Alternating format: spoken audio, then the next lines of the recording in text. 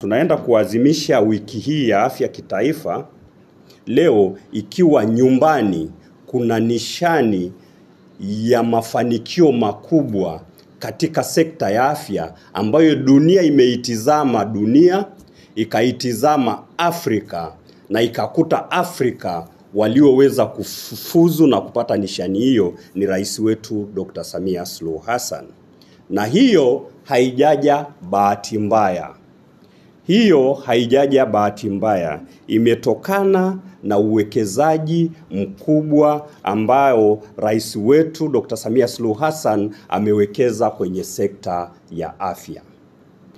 Maajabu ya miaka minne ya Dr. Samia Suluhu Hassan, kuanzia kwenye miundombinu, manake infrastructure, teknolojia, tiba, lakini kwenye utaalamu, kwamba ni madaktari bobezi, na tutakuwa katikati hapo na mkutano wa uvumbuzi. Yani madaktari imeshatengenezwa madaktari mabingwa wanafanya mambo makubwa, lakini tunataka tufanye pia mdahalo wa kisayansi na tuanze kujadiliana kwa nini sisi tunapoteza kiasi gani cha hela kwa kununua teknolojia kutoka kwa watu wengine.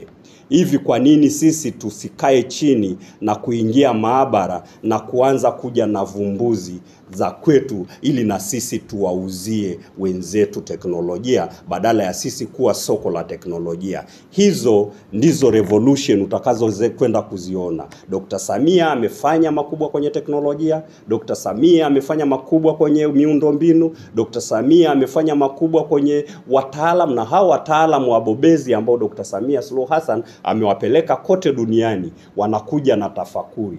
Wanakuja wakiwaza kwamba hivi haiwezekani Tanzania tukatengeneza chanjo yetu. Kiwahakikishia Watanzania afya yao, umewahakikishia uchumi wao kwamba uko salama na maisha yao uko salama. Ndio maana rais wetu amewekeza kikubwa kwenye afya ili awahakikishie Watanzania uchumi wao uko salama.